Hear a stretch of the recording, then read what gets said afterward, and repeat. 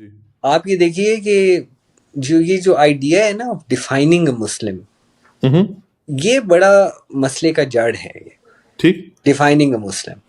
آپ یہ دیکھیے کہ جو آئیڈیا تھا نا جسے ٹو نیشن تھیوری کہا جاتا ہے یا دو قومی نظریہ جو کہا اچھا. جاتا آپ معذرت کے ساتھ میں آپ کی بات جہاں پہ کاٹتا ہوں، میں اپنا خیال بیچ میں پیش کر دوں کہ یہ جو مسلمان کی جو تعریف ہے، یہ میرے خیال میں تو یہ ملا اور مولوی کا بنایا ہوا مسئلہ ہے، کیونکہ جو رسول کریم صلی اللہ علیہ وسلم کی سنت اور حدیث ہے اس میں یہ معاملہ بڑا آسان ہے. میں یہ کہوں گا کیونکہ رسول کریم صلی اللہ علیہ وسلم نے کہا کہ جو بھی ہمارا کلمہ پڑھے اور ہمارا ذبیحہ کھائے اور خانہ کعبہ کی طرف، مکہ کی طرف منہ کر کے نماز پڑھے، وہ مسلمان ہے. اور یہ تو ایک عام اس کی، اور غالباً یہ بخاری کی حدیث ہے. اور ایک عام ایک جنگ کا واقعہ بھی یہ ہے کہ ایک آدمی نے تو پورا کلمہ بھی نہیں پڑھا، اس نے صرف اشہد لا الہ الا اللہ پڑھا،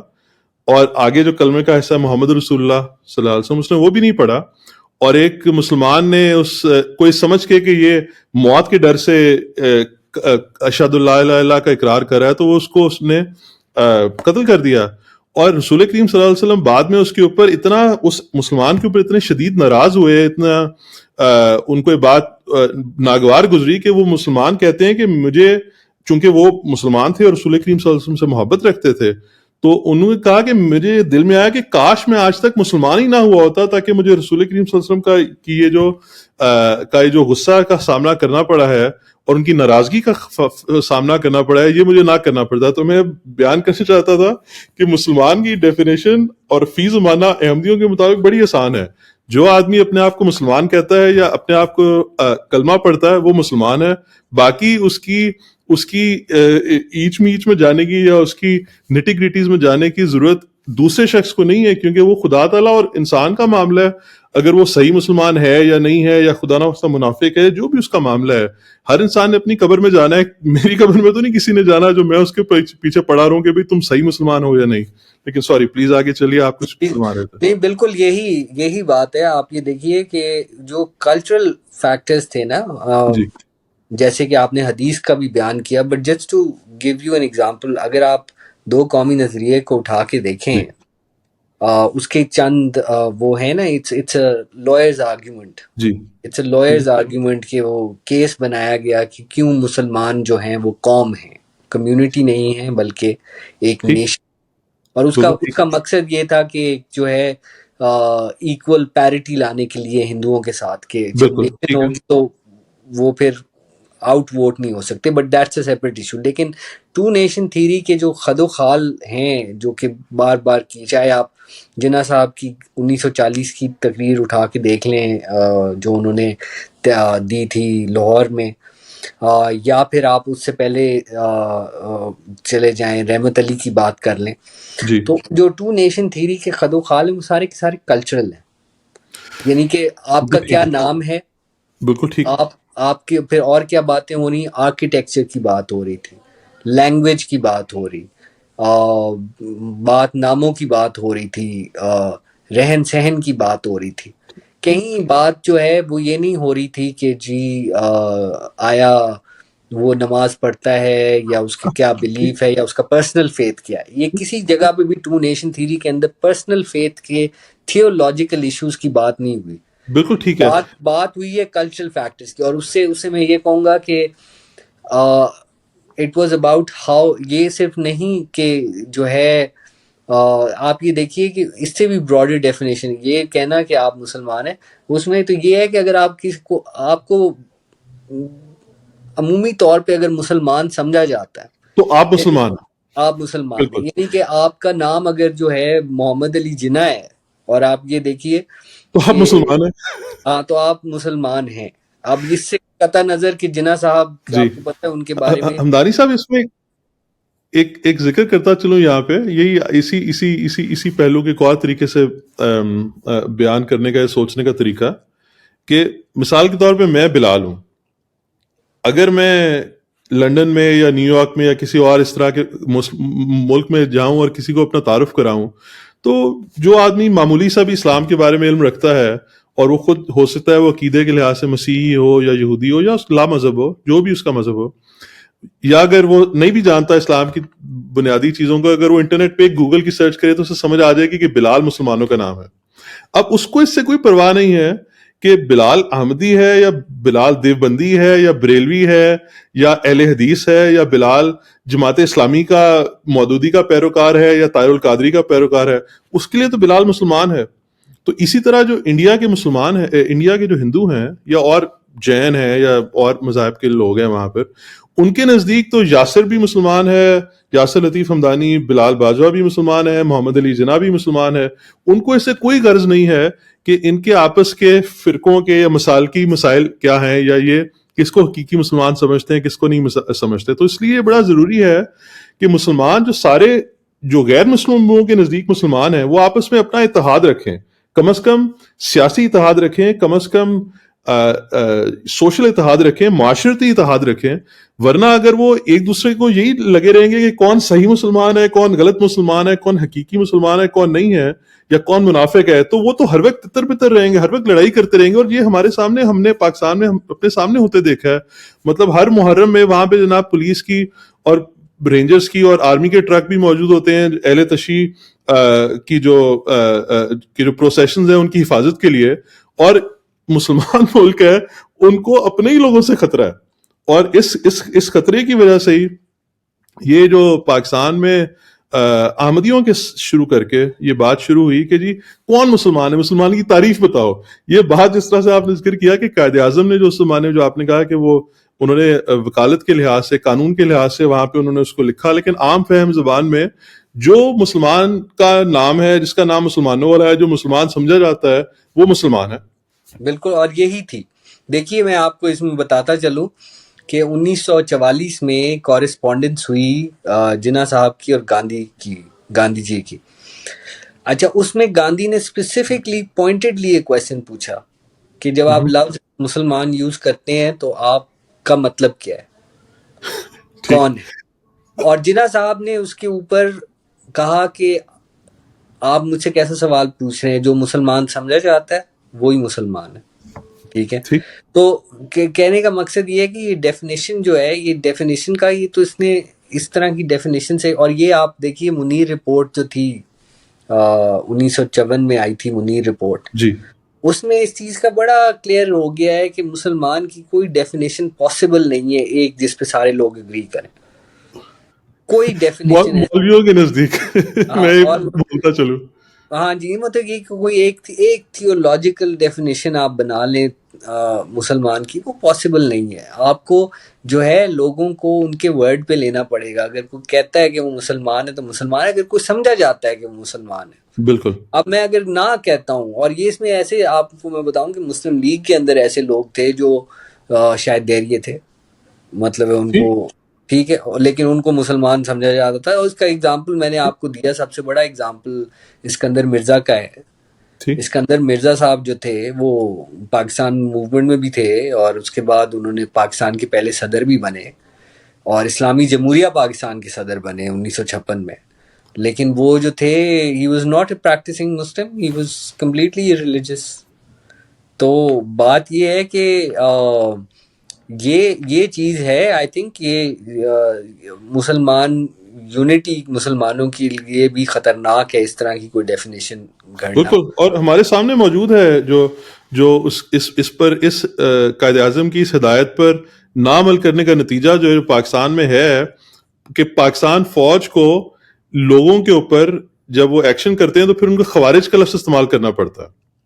یا وہ جب پاکستانی فوج کے اوپر حملہ کرتے ہیں تو وہ بھی پاکستانی فوج کو اپنے لحاظ سے کافر سمجھ کے اس کے اوپر حملہ کرتے ہیں. تو اس کا نتیجہ ملک کے لیے کیا ہوا ہے یہ سب کے سامنے ہی ہے. جی اچھا ہمدانی صاحب, یہاں پہ نماز کا ٹائم ہو گیا, سوری مجھے بریک لینی پڑے گی. جی السلام علیکم ورحمۃ اللہ. سامعین, ہم نے یہاں پر بریک لی تھی کچھ دیر کے لیے, یہاں پہ نماز کا وقت تھا میرے لیے بھی اور بیسٹر صاحب کے لیے بھی. بیسٹر صاحب شکریہ آپ کے پہلے وقت دینے کا اور اب دوبارہ واپس پروگرام میں آنے کا. بات دوبارہ شروع کرتے ہیں, اور بیرسٹر صاحب کے پاس جانے سے پہلے میں کچھ ذکر کرتا چلوں کہ جس طرح سے ہماری بات شروع ہوئی تھی ہو سکتا ہے کہ کوئی سننے والا یہ سوچے کہ شاید یہ لوگ بیٹھ کے نظریہ پاکستان کی مخالفت میں بات کریں، یہ لوگ چاہتے ہیں کہ پاکستان نہیں ہونا چاہیے تھا وغیرہ وغیرہ. تو اس بارے میں وضاحت کرتا چلوں کہ ہم دونوں پاکستانی ہیں، اور جس کو انگریزی زبان میں کنسٹرکٹیو کرٹیسزم کہا جاتا ہے، کہ تنقید کا جو مقصد ہے وہ بہتری ہے. تنقید کا مقصد یہ نہیں ہے کہ سننے والے سمجھے کہ یہ لوگ خدا نخواستہ غدار ہو گئے ہیں، یا یہ ہمارے ملک کے خلاف ہیں، یا وغیرہ وغیرہ. انسان ارتقاء سے گزرتا ہے، تو یہ تمام لوگوں کو دعوت ہے، سننے والوں کو، کہ ان کے جو بھی گزشتہ خیالات ہیں جو ان کو بتائے گئے ہیں، یا جو انہوں نے کتابوں میں پڑھے ہیں، درسی کتابوں میں، یا جو بھی اور ان کا سننے کا معلومات حاصل کرنے کا ذریعہ ہے، تو ان خیالات پر غور کریں. خاص طور پہ بیرسٹر صاحب کی جو تاریخ پر وسیع نظر ہے اس کے لحاظ سے. اور اگر بے شک ہر شخص کو تنقید کا حق ہے، تو اگر آپ کے خیال میں بیرسٹر صاحب کی یا میری اگر کوئی معلومات غلط ہیں، تو بے شک آپ رابطہ کر سکتے ہیں. اگر ضرورت پڑے اور آپ اویلیبل ہوں تو آپ کو پروگرام میں بھی لیا جا سکتا ہے، اور ہم اس بات کو، اس ڈائلاگ کو، اس گفتگو کو اور لوگوں تک بھی لے کے جا سکتے ہیں. ایک بات تو یہ. دوسرا یہ کہ یہاں پر بات جب ہوتی ہے کہ پاکستان کو مذہبی اسٹیٹ بننے کے لیے جب پاکستان بنا تھا، یا تصور پاکستان تھا، تو قائد اعظم کا اور اس وقت کی مسلم لیگ کا ہرگز یہ خیال نہیں تھا کہ پاکستان کو ایک مذہبی ریاست بنایا جائے گا. تو اس میں کسی کے ذہن میں یہ آ سکتا ہے کہ وہ ایک دم جیسے کوئی کفر ہو گیا، یہاں پہ یہ لوگ بیٹھ کے کوئی کفریہ باتیں کر رہے ہیں، اور یہ پاکستان کے خلاف ہیں، یا پاکستان کی اسٹیٹ کے خلاف ہیں، یا ریاست کے خلاف ہیں. تو ہرگز ایسی کوئی بات نہیں ہے. یہاں پر اصل میں بات یہ ہے کہ اگر آپ، جس طرح میں نے پہلے پروگرام کے پہلے حصے میں ذکر کیا تھا، کہ اگر پاکستان کو ایک مذہبی ریاست بنانے کی بات کی جائے، تو جس طرح انہوں نے کہا کہ راجہ صاحب سے بات کرتے ہوئے قائد اعظم نے کہا کہ یہ ریاست اگر مذہبی بنائیں گے تو انتشار کی طرف چلی جائے گی. کیونکہ اس کی وجہ یہ ہے کہ پاکستان میں کثیر المسلکی لوگ موجود ہیں، وہ آپس میں کسی ایک بات پر متفق ہی نہیں ہو پائیں گے. کہ جس طرح موٹی سی بات ہے کہ عید کے چاند دیکھنے پہ متفق نہیں ہو پاتے پاکستان کے لوگ. تو اگر عید کا چاند دیکھنے میں، جو کہ ظاہری آنکھ سے دیکھ سکتا ہے اس کو، اس پر اگر وہ متفق نہیں ہوتے، تو جو زیادہ علمی موضوعات اور روحانی موضوعات اور انٹلیکچوئل چیزیں ہیں، جو جن پہ زیادہ عقل اور علم چاہیے اور زیادہ سوچ چاہیے، اس پر تو پھر زیادہ سے زیادہ اختلاف ہونے کے امکانات ہیں. تو اور اس کے علاوہ دوسری بات یہ ہے کہ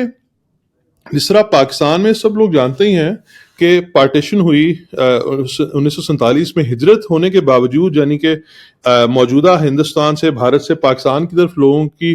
ہجرت ہونے کے باوجود، جو اب کا پاکستان ہے، یعنی کہ مغربی پاکستان جو شروع میں بنا تھا،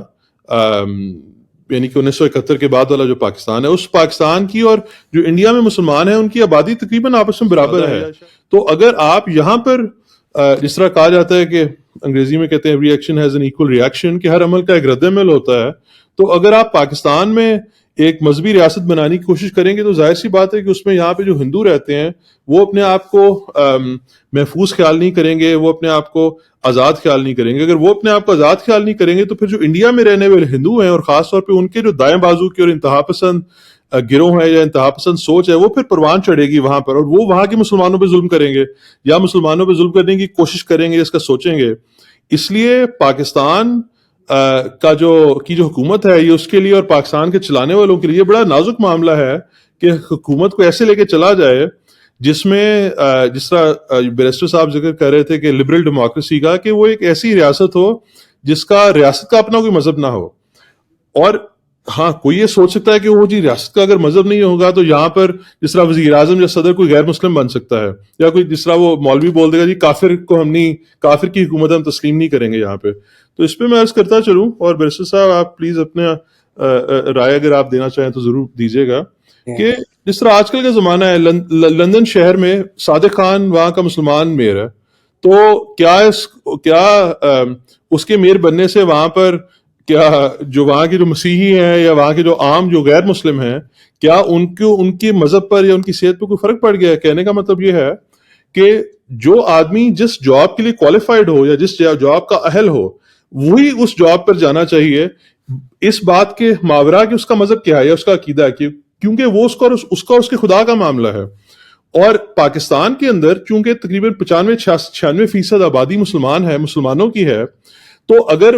مذہب کا کوئی ریاست کا کوئی مذہب نہیں بھی ہوگا تو یہ ایک عام منطقی عقلی بات ہے کہ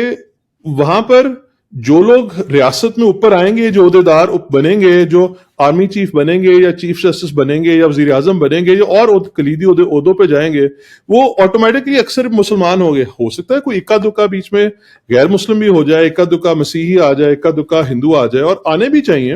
لیکن یہ ایک عام سی بات ہے کہ پاکستان کے اندر چونکہ مجموعی طور پر میجورٹی یا اکثریت مسلمانوں کی ہے، اس لیے یہ خاص طور پر خطرہ پیدا ہو جانا کہ اگر لبرل ڈیموکریسی کریں گے، یہاں پہ مذہبی ریاستیں بنائیں گے تو ایک دم اسلام خطرے میں پڑ جائے گا، تو یہ بالکل بے منطقی بات ہے، اور یہ حقائق کے خلاف بات، زمینی حقائق اس کے بالکل خلاف ہے۔ آخری بات یہ عرض کرنا چاہتا تھا کہ شروع میں بیرسٹر صاحب نے جناح صاحب کے متعلق اپنی کتاب کا کے تناظر میں جو بات کی، ہو سکتا ہے کہ کئی سننے والوں کو اس طرح پاکستان میں یہ رواج ہے کہ، یا رواج نہیں ہے کتابیں پڑھنے کا، اکثر لوگ کتابیں نہیں پڑھتے۔ وہاں پہ ایک میرا خیال ہے حسین حقانی صاحب اپنے انہوں نے ایک سروے بھی ذکر کیا ہوا تھا شیئر کے پوری دنیا کے تمام ممالک میں پاکستان شاید ان سب سے کم نچلے درجے پر ہے اپنی پڑھائی کے لحاظ سے، کتابوں کی پڑھائی کے لحاظ سے۔ تو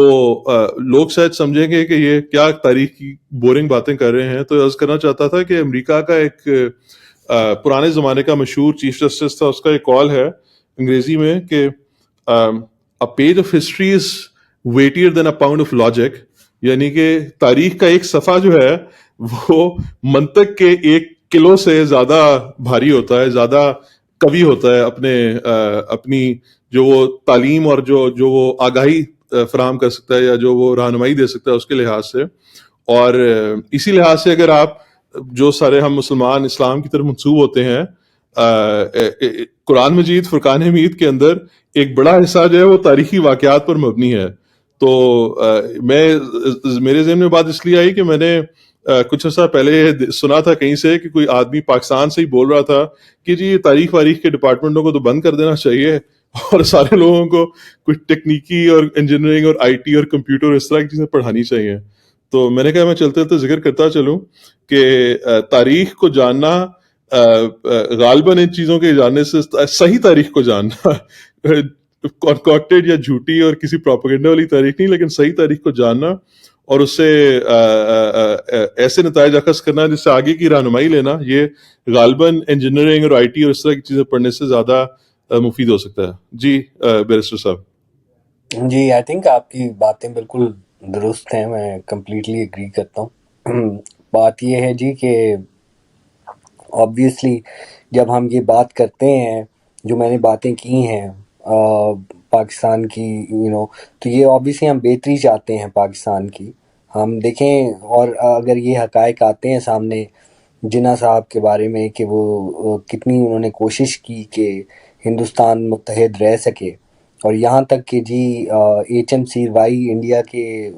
بڑے جورسٹ تھے، انہوں نے کتاب لکھی partition of India legend and reality, جی،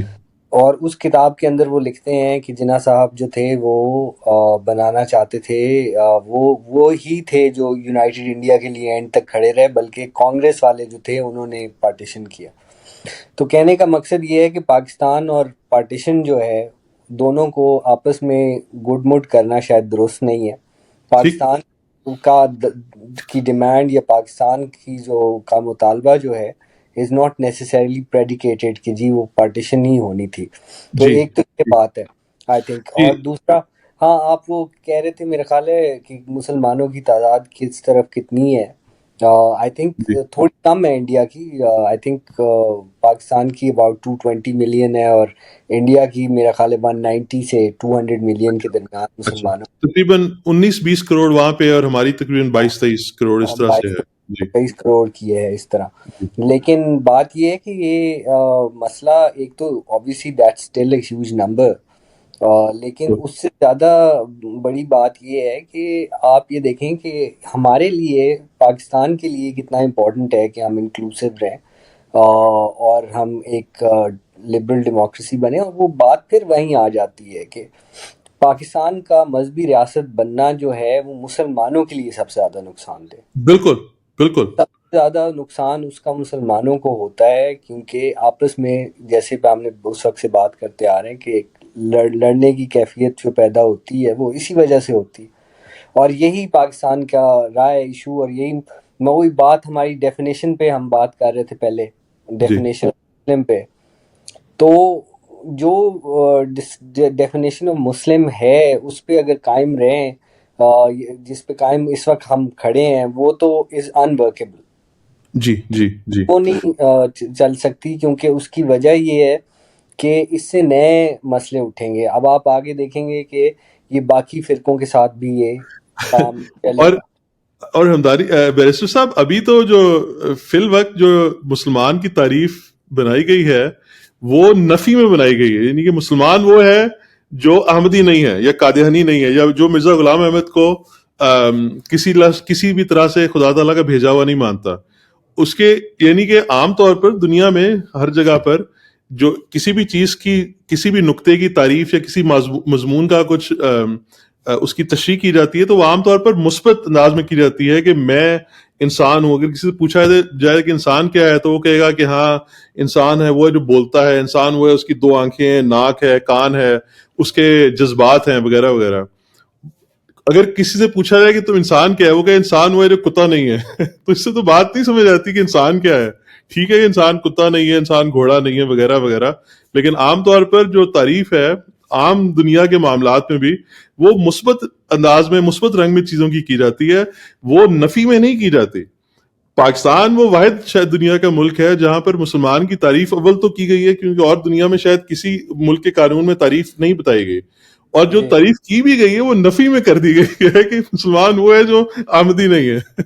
تو جی یہ ایک ایسی میں تو کہوں گا کہ ایسی مضحکہ خیز بات ہے جو کہ سمجھ سے باہر ہے کہ یہ جو بنانے والے تھے اور جس کو آگے لے کے چلنے والے ہیں وہ کس سطح کی سوچ رکھتے تھے کہ انہوں نے اس طرح فاش اور بنیادی غلطی کر دی ہے جو عقل کے خلاف ہے, قانون کے خلاف ہے. جی. دیکھیں جو سیکنڈ امینڈمنٹ تھی نا, اٹ واز ویری ہریڈ ڈرافٹ تھا یہ کوئی جی اس پہ خاص سوچ نہیں ڈالی گئی تھی,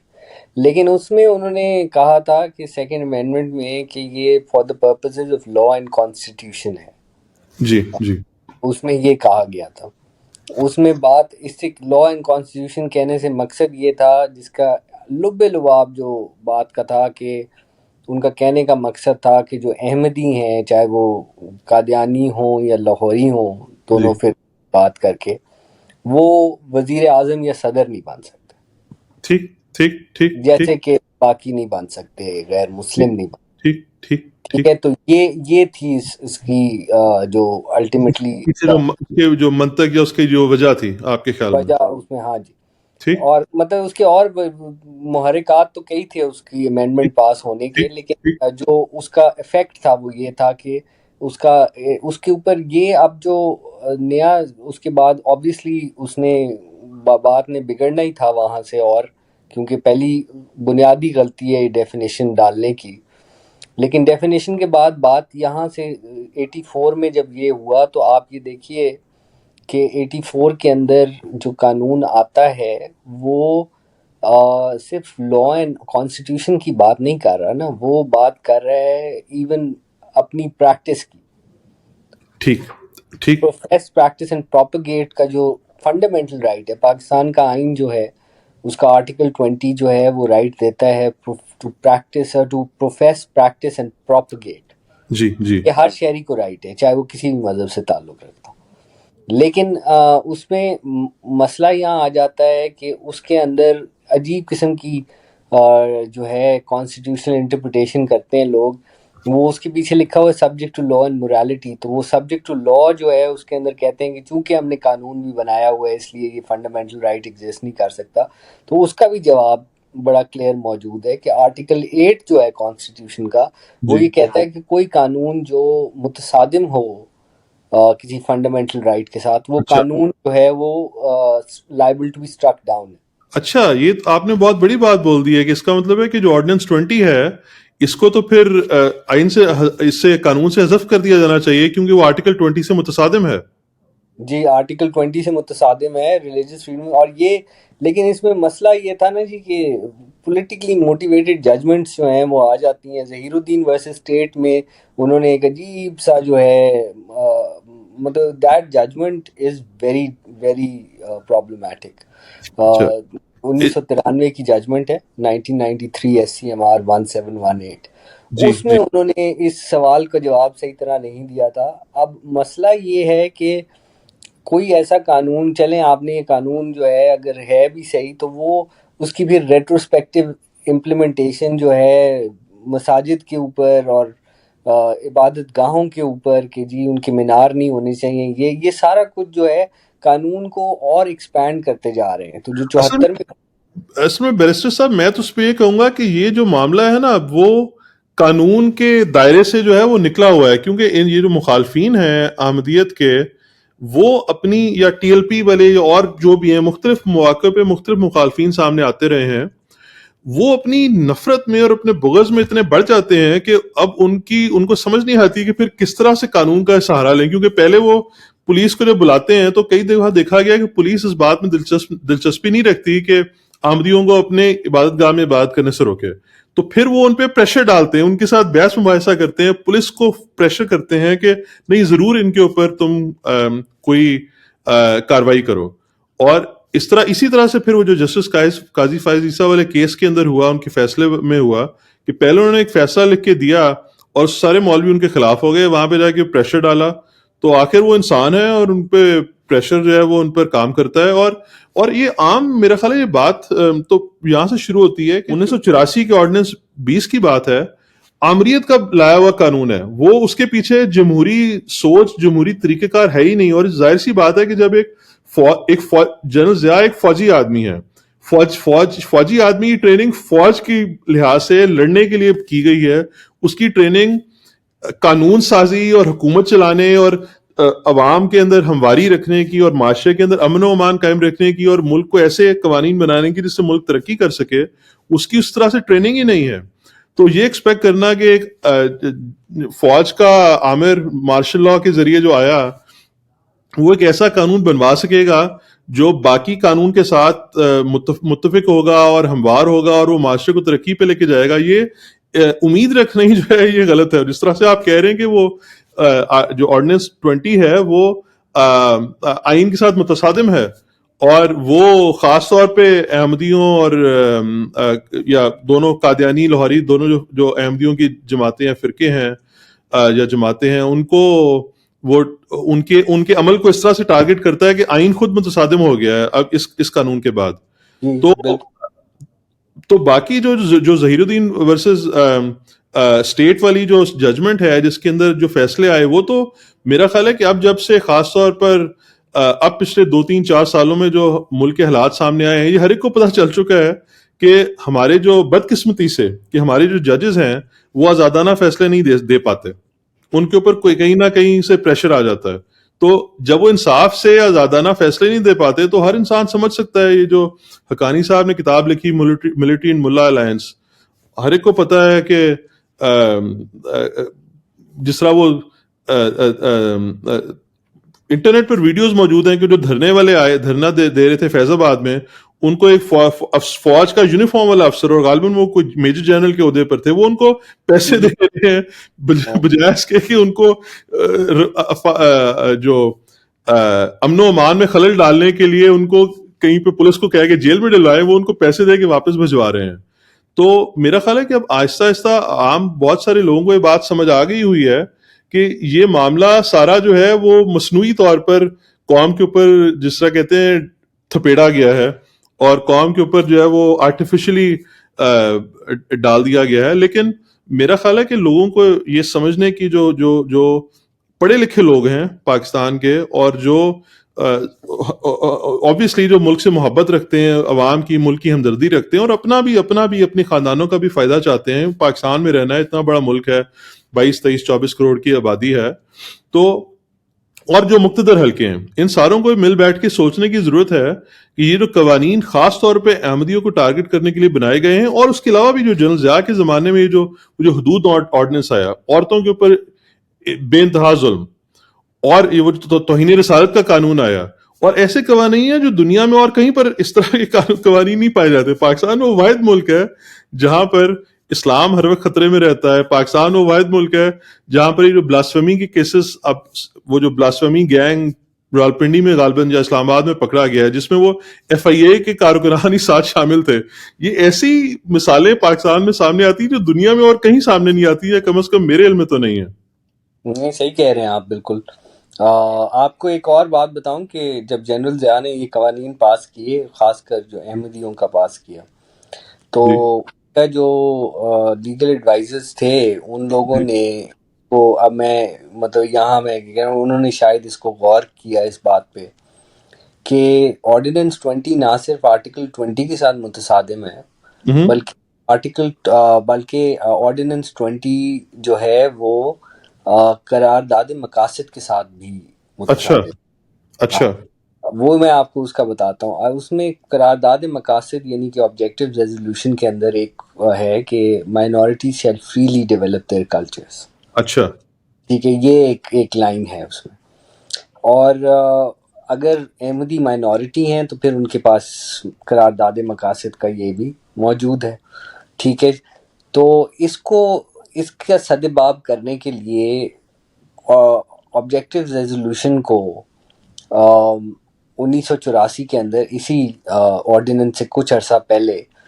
آئین کا سبسٹنٹیو پارٹ بنایا گیا.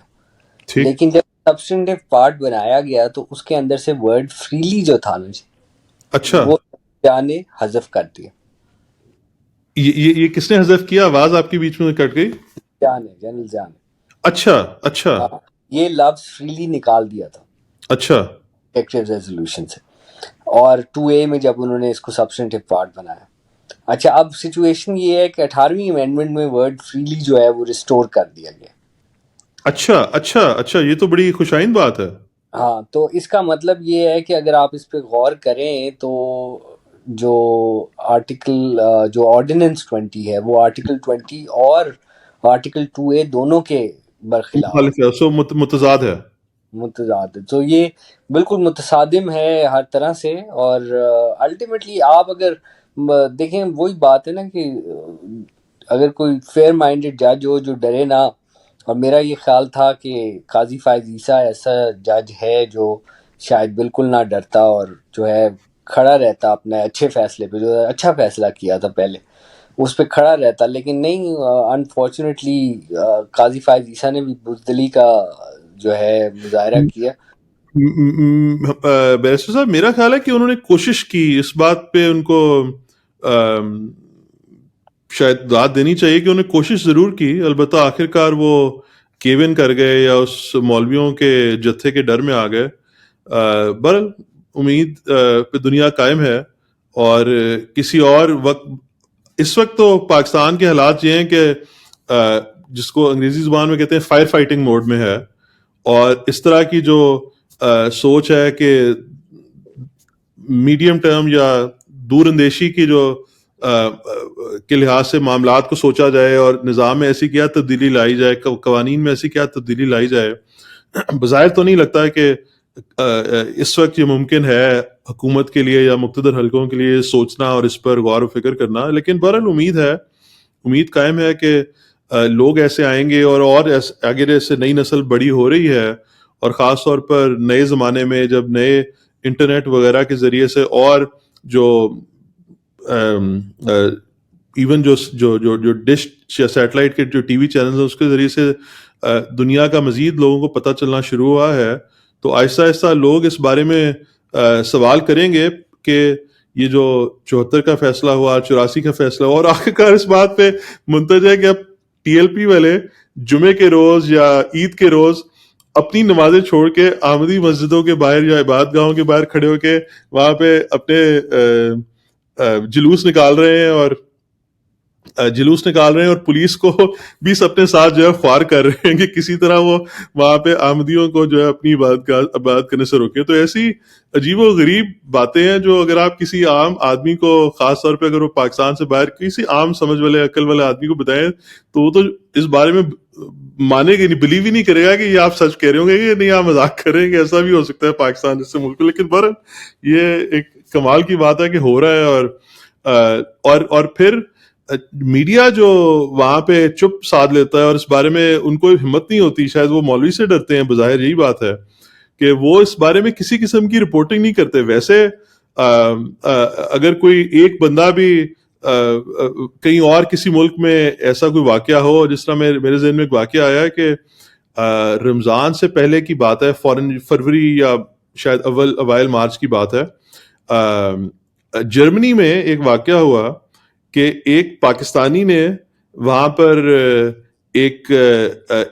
غالباً وہ جرمن آدمی تھا جو گاڑی پر دہشت گردی کر رہا تھا، اور اس نے ایک جلوس کے اوپر جو عام پروسیشن تھا لوگوں کا وہاں پر، مجھے نہیں اس وقت یاد کہ وہ کس چیز کا فیسٹیول تھا، لیکن بہرحال کوئی وہاں پہ فیسٹیول تھا ان جرمن لوگوں کا، جس پر اس آدمی نے، اس دہشت گرد نے وہ گاڑی چڑھا دی، اور وہ آدمیوں کو ظاہر سی بات ہے مارنا چاہتا تھا اور دہشت پھیلانا چاہتا تھا. تو ایک پاکستانی آدمی نے وہاں پر، وہ غالباً وہاں پہ ٹیکسی ڈرائیور تھا، وہ وہاں پہ موجود تھا، اس ٹیکسی ڈرائیور نے وہاں پہ جا کے اس آدمی سے مقابلہ کیا اور اس کو روک دیا اس بات پہ. تو اس دہشت گرد کو ایک پاکستانی نے روک دیا. وہ پاکستانی وہاں پر اب جرمنی میں ہیرو بنا ہوا ہے، کیونکہ عام طور پر آپ کو جیسے پتہ ہی ہوگا کہ کوئی افغانی، کوئی سیرین یا کبھی کبھار کوئی پاکستانی اس طرح سے دہشت گردی کے واقعات میں ملوث پایا جاتا ہے. تو یہاں پر الٹ معاملہ ہوا ہے کہ ایک گورا جرمن سفید فام آدمی تھا جو دہشت گردی کرنا چاہ رہا تھا، اور اس کو ایک پاکستانی نے روک لیا. اچھا، جرمنی میں وہ آدمی ہیرو ہے، اس کو تمغے مل رہے ہیں اور اس کو انٹرویوز آ رہے ہیں، اخباروں میں اس کا چرچا ہو رہا ہے، لیکن پاکستان میں چپ. وجہ کیا ہے کہ وہ احمدی ہے. تو تو حالات یہ ہے کہ اس قانون سازی جو ہوئی اور ملک میں جو یک طرفہ پروپیگنڈا احمدیوں کے خلاف چلتا ہے، کیونکہ احمدیوں کو آگے سے کچھ بولنے کی اجازت نہیں، مولوی جو مرضی پروپیگنڈا چلائے رکھیں اور عوام کو نفرت میں بڑھاتے رہیں، احمدی آگے سے چپ رہتے ہیں اور وہ آگے سے ان کو اس طرح سے جواب نہیں دیتے. ایک الگ موضوع ہے کہ اس کے کیا سوشل لحاظ سے، سوسائٹی کے لحاظ سے اس کے کیا نتائج نکل رہے ہیں، لیکن پاکستان ضرور برباد ہو رہا ہے، اور پاکستان کی سوسائٹی ضرور جو ہے وہ دن بدن گراوٹ کی طرف جا رہی ہے، بجائے اس کے کہ وہ بہتری اور ترقی کی طرف جائے. تو بہرکیف امید قائم ہے کہ سننے والے اس پہ غور کریں گے، اور اگر وہ سمجھتے ہیں کہ کوئی بات تصحیح کے لائق ہے تو اس پہ ہمیں اطلاع کریں گے. اور اگر کوئی ایسی بات خاص طور پہ میں ذکر کرنا چاہ رہا ہوں کہ بیرسٹر صاحب نے جو کئی باتوں پہ ٹچ کیا، اور میں آپ سے درخواست کروں گا کہ یہ ایسے آپ نے کئی ایسی باتوں کو چھیڑا، ایسی باتوں کا ذکر کیا جس ایک اس کو لے کے وہ ایک موضوع بن سکتا ہے اس پہ گفتگو کرنے کے لیے، اس پہ پروگرام کرنے کے لیے. اور اگر ہمیں موقع ملا تو ہم ان شاء اللہ تعالیٰ اس پہ پروگرامز بھی کریں گے، تاکہ عوام تک یہ بات عام پھیلے اور حقیقت پھیلے اور سچائی پھیلے، پاکستانی لوگوں میں پھیلے، کہ وہ قائد اعظم کی زندگی کے بارے میں اور ان کے جو پولیٹیکل افکار ہیں ان کے بارے میں وہ مزید جان سکیں کہ اصل میں پاکستان بنا کیسے، بجائے اس کے کہ یہ جو ایک فضول سا انہوں نے ہسٹری کا ایک ورژن کتابوں میں ڈال دیا ہے جو اسکول کی درسی کتابیں ہیں، اور اس میں وہ یہ بھی سننے میں آیا کہ وہ کبھی کہتے ہیں کہ پاکستان جو ہے وہ محمد بن قاسم کے آنے سے بنا تھا. میں نے یہ بھی سنا ہے. تو بہرحال اس پہ انشاءاللہ تعالیٰ پھر کبھی بات ہوگی. تو ابھی کی گفتگو کو سمیٹتے ہیں. بیرسٹر صاحب، موضوع جو ہماری جب آپ سے بات شروع ہوئی تھی تو بنیادی طور پہ موضوع تو یہ تھا آپ سے آپ کی قانونی رائے، ماہرانہ رائے لینے کا، کہ پاکستان میں جو احمدیوں کو جمعہ کے روز عبادت سے روکنے کی کوشش کی جا رہی ہے، اور عید کے روز جو خاص طور پہ ڈپٹی کمشنر صاحب کا خط آیا جس میں انہوں نے قاضی فائز عیسیٰ صاحب کے فیصلے کا ذکر کیا، اس پر آپ نے یہ کہا ہے کہ قانونی لحاظ سے احمدیوں کو کوئی روک نہیں ہے کہ وہ اپنی عبادت گاہ میں اپنی مرضی سے عبادت کر سکتے ہیں کسی بھی وقت. بالکل. اور بلکہ ججمنٹ جو ہے وہ اس کو جو ججمنٹ ان فیلڈ ہے وہ سید منصور علی شاہ کی ججمنٹ ہے طاہر اچھا نقاش کیس کی. ٹھیک. تو اور بیسو صاحب یہ اگر اس طرح سے ڈپٹی کمشنر کے دفتر میں کوئی نہ کوئی ان کا لیگل ایڈوائزر تو ہوتا ہوگا جو اس قسم کی بات ان کو بتاتا ہوگا کہ آپ اپنے نوٹیفیکیشن میں لکھیں. تو اگر اس طرح سے کوئی وہ بھی انسان ہے, غلطی بھی ہو سکتی ہے, ہو سکتا ہے ان کا مطالعہ بھی محدود ہو یا جلد بازی میں لکھتی ہو, تو اگر اس طرح کی بات ہو تو عام طور پہ قانونی طریقہ کیا ہے اس کو ٹھیک کروانے کا؟ کیا کسی عدالت میں جانا پڑتا ہے یا کیا کرنا پڑتا ہے؟ اس کو چیلنج کرنا پڑے گا. اچھا نوٹیفیکیشن کو آبویسلی چیلنج کیا جائے گا ریٹ میں, اچھا آرٹیکل 199 آف دا کانسٹیٹیوشن میں. اچھا لیکن وہی مسئلہ ہے کہ کون جج سنے گا اور کیسے ہوگا, یہ والے ایشوز اپنی جگہ موجود ہیں. تو برا جہاں یہ تعلق ہے, دیکھیے یہ مطلب اس میں کوئی غلطی کی بات نہیں ہے, انہوں نے غلطی مطلب ان کو آپ بینیفٹ آف ڈاؤٹ نہ دیں, یہ اچھا جان کی ہے اور اسی طرح اس کو کریں گے. حالانکہ قاضی فائز عیسیٰ نے جو اپنا فیصلہ میں سے اس میں سے وہ والے پورشنز نکالے تھے, جی ان پورشنز کے نکالنے سے قانون جو ہے وہ نہیں بدل جاتا. اچھا اور چونکہ منصور علی شاہ کی ججمنٹ ان فیلڈ رہتی ہے تو ٹھیک اس کو اوور ٹرن نہیں کر سکتا وہ فیصلہ, وہ حذف کرنا. تو جو ہے اس وجہ سے یہ جس نے بھی ایڈوائز کیا ہے یہ بیسکلی شرارت کی ہے, یہ اس کا جو ہے اور کلیئرلی یہ اس ایفیکٹ دینے کے لیے کیا گیا.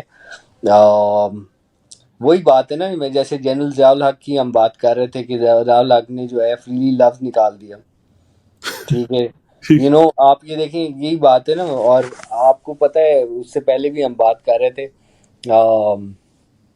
ایک ٹائم پہ جناح صاحب کی 11 اگست کی تقریر جو ہے وہ بھی غائب کر دی گئی تھی. تو مطلب پاکستان میں یہ چیزیں ہوتی رہتی ہیں, تو اسی طرح یہ نوٹیفیکیشنز بھی آ جاتے ہیں. اچھا بہرحال ٹھیک ہے, نیتوں کا حال اللہ تعالیٰ جانتا ہے, اللہ کرے کہ وہ بدنیتی پہ مبنی نہ ہو, لیکن بہرحال وہ بھی قانون کہیں سے انہوں نے قانون پڑھا ہوا ہے, کہیں سے وہ کسی بار ایسوسیشن کے ممبر ہیں. اگر وہ اس طرح کی فاش غلطیاں کریں تو ان کو خود ہی خیال شرم کرنی چاہیے کہ وہ غلط ایڈوائس دے رہے ہیں ڈپٹی کمشنر کو اس طرح سے, مطلب ملک کے قانون کے خلاف وہ ایڈوائس دے رہے ہیں. ان کا کام ہے کہ وہ صحیح مشورہ دیں تاکہ کام جو ریاست کے کام ہے وہ ٹھیک چل سکیں. میرا خیال ہے واپس آتے ہیں بیرسٹر صاحب, میں ذکر کرنا چاہتا تھا, آپ کی بات سے مجھے خیال آ گیا کہ قائد اعظم نے پاکستان بے شک بنایا, لیکن اور مسلمانوں کی بہبود کے لیے بنایا, اور اس لیے بنایا کہ مسلمان چاہے اکٹھے انڈیا میں, یونائٹڈ انڈیا میں, ہندوستان میں, مشترکہ ہندوستان میں آزادی سے اپنے زندگی گزار سکیں اور خوشحالی میں گزار سکیں اور ترقی کر سکیں, کیونکہ اصل مقصد تو خوشحال اور اچھی زندگی اور ترقی کرنے کا ہے نا, چاہے وہ آپ فیڈریشن میں رہ کے کر سکیں. کیونکہ دنیا کی عام طور پہ جو رجحان ابھی بھی جو رجحان ہے عام دنیا کا, وہ آپس میں فیڈریشن کا ہے. جس طرح پاکستان کی بھی اگر مثال لے لیں, آخرکار سارک بنائی, یا وہ جو برکس ہے اس کا پاکستان حصہ بننا چاہتا ہے, یا وہ جو یورپ کی بات کریں تو یورپین یونین بنی. حالانکہ ورلڈ وار 2 میں جرمنی نے فرانس پہ اٹیک کیا اور اس پہ قبضہ کر لیا, لیکن اب وہ ایک یورپین یونین میں ہے اور ان کے آپس میں جو مفادات ہیں وہ مشترکہ ہو گئے ہیں, اور اکٹھے ہو کر وہ مثال کے طور پہ روس کے خلاف, جو روس کی مہم جوئی ہے اس کے خلاف وہ اپنی پوزیشن لیتے ہیں, اپنا سٹانس لیتے ہیں. تو عام میرا یہ خیال ہے کہ یہ انسان کی بنیادی نیچر کا حصہ ہے کہ انسان آپس میں آخرکار مل جل کے رہنا چاہتا ہے. تو آخرکار وہ اکٹھا ہو جاتا ہے, چاہے اس کے کتنے اختلافات کیوں نہ ہو, دشمنیاں کسی طرح جو ہے وہ آخرکار دوستی میں بدل جاتی ہیں. تو اس لحاظ سے اصل مسئلہ یہ نہیں ہے کہ پاکستان بننا ضروری ہے, ایک مسلمانوں کو ایک الگ خطہ ہونا چاہیے جہاں پہ اپنا وزیر اعظم, اپنا صدر ہو. اصل مسئلہ مسلمانوں کی بہبود کا ہے. تو اگر اکٹھے انڈیا میں ایسے قوانین بن سکیں یا کوئی ایسی ریاست بن سکے, مثال کے طور پہ جس طرح روس میں مسلمان ریاستیں ہیں, جس طرح جو بشکرستان کی ریاست ہے, یا جہاں کا کازان ایک اور ریاست ہے جہاں کا کازان اس کا کیپٹل یا دارالحکومت ہے. تو ایسی دنیا میں مثالیں موجود ہیں کہ مسلمان ریاستیں ایک بڑی فیڈریشن کے اندر موجود ہیں. تو اصل بات تو مسلمانوں کے حقوق کی ہے. تو اگر قائد اعظم, جس طرح آپ نے ذکر کیا کہ اصل میں ان کا مقصد مسلمانوں کی بہبود اور مسلمانوں کے حقوق کی حفاظت ہے, وہ حقوق کی حفاظت اگر مشترکہ انڈیا میں ہو سکے تو مشترکہ انڈیا میں ٹھیک ہے, اگر وہ علیحدہ ملک بنا کے اس کے تو علیحدہ ملک کے لحاظ سے بھی ٹھیک ہے. تو میں نقطہ اس میں یہ پیش کرنا چاہتا تھا کہ مسلم لیگ اور قائد اعظم اس زمانے میں جس پالیٹکس اور جن عوام کے جن لوگوں کے نمائندہ تھے ان نمائندوں میں مولوی شامل نہیں تھے، کیونکہ مولوی عام طور پہ اس زمانے میں میرے علم کے مطابق تین بڑی گروہ یا تنظیمیں یا لیڈران، تین طرح کے لیڈران موجود تھے. ایک تو تھے مجلس اعرار والے اور وہ کانگریسی تھے، یا اور پھر جمعیت علماء ہند والے تھے، جی جی وہ بھی کانگریسی تھے. اور تیسرے یہ مولانا مودودی تھے. اور مولانا مودودی کا جو تفہیم القرآن غالباً کا رسالہ کے نام ہے وہ موجود ہے پرانے شمارے 1940s کے، وہ بھی پاکستان کے مخالف تھے. تو جو مولوی حضرات ہیں یا وہ لوگ جو اپنے آپ کو اسلام کا میں تو کہوں گا ٹھیکیدار سمجھتے ہیں، وہ تو پاکستان کے قیام کے مخالف تھے اور وہ مسلم لیگ کی سیاست کے مخالف تھے، وہ قائد اعظم کے مخالف تھے، قائد اعظم کے ذاتی طور پہ بھی مخالف تھے. ہاں میں نے گندی زبان پڑھی ہوئی ہے فتووں کی قائد اعظم کے خلاف. تو قائد اعظم جن مسلمانوں کے نمائندے تھے وہ مسلمان پڑھے لکھے مسلمان تھے، وہ مسلمان روشن خیال مسلمان تھے، وہ مسلمان جس کو کہتے ہیں فارورڈ لوکنگ مسلمان تھے. وہ دقیانوسی خیالات کے مالک نہیں تھے، یا وہ اس طرح کے لوگ نہیں تھے جو مارنے مرنے پہ ایک دوسرے کے ایک دم تیار ہو جائیں. اسی جی لیے دیکھیں یہ مجلس اعرار اور مجلس اعرار خاص طور پہ جو تھی وہ کافر اعظم کہتی تھی جناح صاحب کو، اور جی کہتی قائد اعظم نہیں کافر اعظم. اور انہوں نے پیمفلٹ چھاپا تھا، اس کا نام تھا مسٹر جناح کا اسلام. اس میں انہوں نے یہ ثابت کیا ہوا تھا کہ جناح صاحب جو ہیں وہ تو مرتد ہیں، اور اس میں باقاعدہ طور پہ یہ موجود ہے. تو آپ یہ دیکھیے کہ سارے ریلیجس آرتھوڈاکسی جو تھی تمام تر بیسکلی، مطلب میں سوچتا ہوں تو اگر کوئی جماعت من حیث الجماعت جو ہے پاکستان میں مسلمانوں کی یا فرقوں میں سے کوئی کھڑا ہوا تھا ایز اے پارٹی، وہ تو پھر احمدیہ جماعت تھی جو ساتھ کھڑی تھی. باقی تو ریلیجس پارٹیز جو ہیں مور اور لیس سارے اگینسٹ تھے. مطلب یہ ہے کہ جمعیت علماء ہند کے کچھ لوگ ٹوٹ کے انہوں نے جو ہے سپورٹ کیا تھا شبیر احمد عثمانی وغیرہ نے اینڈ پہ، لیکن وہ بھی جو سیاسی عوامل تھے اس کے نتیجے میں تھا. لیکن بات وہیں ہے کہ ان کو حاوی نہیں ہونے دیا تھا جناح صاحب نے، بلکہ آپ یہ دیکھیے کہ جب شبیر احمد عثمانی، جب یہ لوگ کوشش کر بیٹھے اپنی کہ مسلم لیگ سے احمدیوں کو نکالا جائے اور جناح صاحب نے منع کر دیا، تو پھر شبیر احمد عثمانی جو ہیں وہ جا کے یہ تعویلیں پیش کرتے رہے جا کے اپنے ہی علماء حضرات کو کہ دیکھیں مسلم لیگ جو ہے وہ سیاسی پارٹی ہے، اس میں تو دیکھیں کوئی بھی شامل ہو سکتا ہے. تو ہاں، تو مطلب اس طرح کی باتیں تھی. تو الٹیمیٹلی ان کو وہی بات یہ ہے کہ جناح صاحب کا شاید اسٹیچر اتنا تھا کہ وہ اس سارے مسئلوں کو کر سکتے تھے، لیکن الٹیمیٹلی میں نے جیسے کہا نا، ان کی پارٹی کے اندر لوگ موجود تھے جو ان پہ پریشر ڈالتے تھے ان باتوں پہ. لیکن یہ ہے کہ اوور آل اگر آپ دیکھیں تو جو مسلم لیڈرشپ تھی، جیسے آپ نے کہا، یا مسلم جو تھی سیلریٹ یا جو سیلریڈ کلاسز تھیں جو ساتھ تھیں، وہ سارے پڑھے لکھے لوگ تھے اور ماڈرنسٹ تھے، علی گڑھ کے اس میں سے نکلے ہوئے لوگ تھے. اور یہ ماڈرنسٹ مسلمس تھے، اور ان کا باقاعدہ طور پہ آئیڈیا بھی اسلام کا جو تھا وہ بڑا روشن خیال اور ماڈرن آئیڈیا تھا. جی بالکل ٹھیک ہے. بہرحال جی یہ ایک علیحدہ داستان ہے بدقسمتی کی، کہ کس طرح سے وہ لوگ جو مخالف تھے اور جو روشن خیال نہیں تھے، کس طرح سے انہوں نے اپنی ایسی چال کھیلی کہ وہ پاکستان کے ایک لحاظ سے کرتا دھرتا بن گئے، یا کم از کم ایک بہت بڑے انفلوئنسر بن گئے. جس طرح جماعت اسلامی کے لوگ آخر جنرل ضیاء کی حکومت میں وزراء بھی بن گئے. بہرحال اس پر میرا خیال ہے کہ کسی اور روز ایک تفصیلاً پروگرام کریں گے، لیکن کچھ پوائنٹرز دینے کے لحاظ سے میرا خیال ہے کہ یہ بڑے اچھے نکات ہم نے سننے والوں کو دے دیے ہیں، اور جس پہ مزید کچھ تحقیق کر سکتا ہے وہ اس پر یا سن سکتا ہے وہ اس پر مزید کچھ آگے جائے گا. تو ڈاکٹر صاحب دیکھیے میرا خیال ہے مجھے کچھ ایکو آ رہی ہے آپ کی طرف سے شاید. آ رہی ہے آپ کو ایکو؟ اب شاید ٹھیک ہو گئی ہے. جی تو شکریہ آپ کا بہت بہت آپ کے وقت کا. میں دیکھ سکتا ہوں، سامعین دیکھ سکتے ہیں کہ آپ نے اپنے ذاتی اور اپنے فیملی ٹائم میں سے وقت نکال کے ہمیں دیا ہے. تو میں آپ کا احسان مند ہوں اس لحاظ سے. آپ کی باتیں سن کے مجھے ذاتی طور پہ بھی مزہ آیا اور میری معلومات میں بھی کچھ اضافہ ہوا، اور میرا خیال ہے کہ ہمارے سننے والوں کو بھی اس سے ضرور فائدہ ہوا ہوگا. تو ان شاء اللہ تعالیٰ آپ سے دوبارہ بات ہوگی. بالکل ٹھیک ہے. اوکے، اچھا تھینک جی، یو. اچھا جی، السلام علیکم. خدا حافظ.